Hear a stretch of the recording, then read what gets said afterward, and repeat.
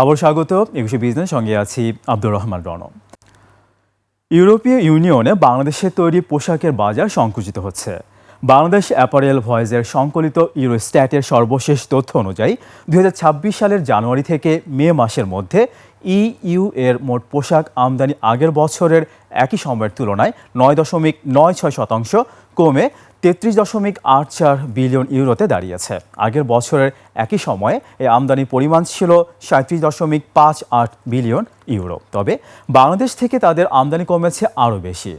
বাংলাদেশ থেকে ইইউ বাজারে পোশাক রপ্তানি আগের বছরের তুলনায় 18.89% কমেছে। এ সময় বাংলাদেশের সবচেয়ে বড় বাজারটিতে $7.28 পোশাক রপ্তানি হয়। আগের বছরের প্রথম 5 মাসে রপ্তানি হয়েছিল 8.97 বিলিয়ন ইউরোর পোশাক।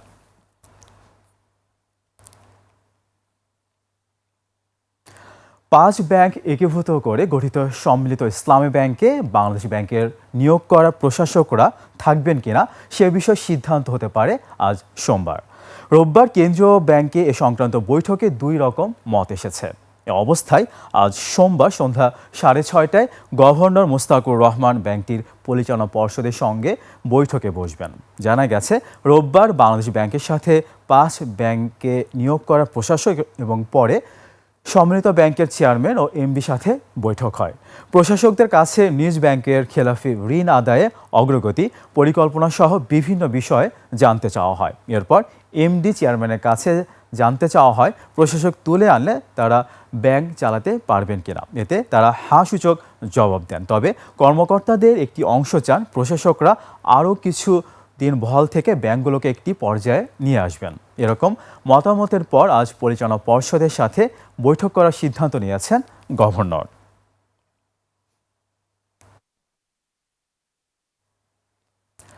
চলতি অর্থ বছরের প্রথম 18 দিনে দেশে প্রায় 180 কোটি মার্কিন ডলারের রেমিটেন্স পাঠিয়েছেন প্রবাসীরা, যা বাংলাদেশি মুদ্রায় দাঁড়ায় 22,112 কোটি 69,40,000 টাকা।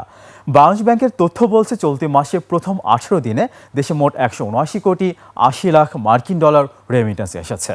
সদ্য শেষ হওয়া 2025-26 অর্থ বছরের একই সময় এর পরিমাণ ছিল 149 কোটি 60 লাখ ডলার। এ হিসেবে রেমিটেন্স বেড়েছে 20.2%।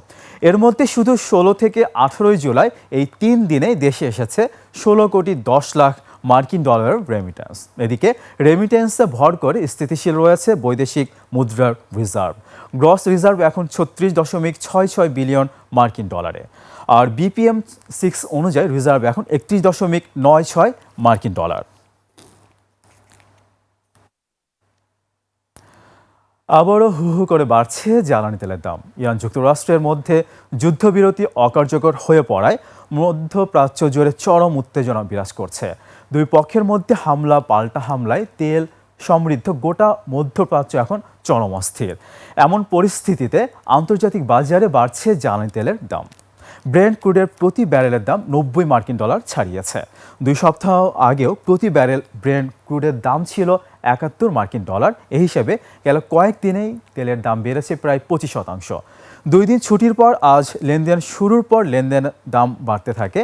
আজ এখন পর্যন্ত 2.70% বেড়ে ব্রেন্ট ক্রুড বিক্রি হচ্ছে 90.48 মার্কিন ডলারে। এদিকে যুক্তরাষ্ট্রে WTI ক্রুডের দামও বেড়েছে। প্রতি ব্যারেল WTI ক্রুডের দাম ছাড়িয়েছে 84 মার্কিন ডলার। মূল্যবৃদ্ধি প্রায় 2.36%।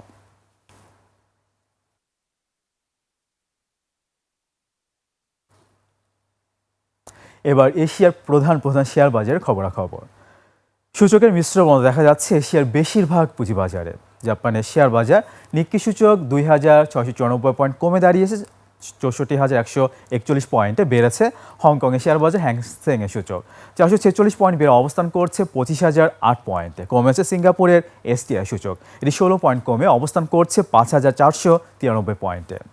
চীনের শেয়ার বাজার সাংহাই কম্পোজিট ইন্ডেক্স অবস্থান করছে 3,761 পয়েন্টে, যা আগের দিনের চেয়ে 2 পয়েন্ট কম। বোম্বে সেন্সেক্স 30 ইন্ডেক্সকে দেখা যাচ্ছে নিম্নমুখী প্রবণতায়। সেন্সেক্স সূচক 580 পয়েন্ট কমে অবস্থান করছে 77,571 পয়েন্টে। কমেছে থাইল্যান্ডের থাই স্টক এক্সচেঞ্জ সূচক, এটি 2 পয়েন্ট কমে অবস্থান করছে 1,636 পয়েন্টে।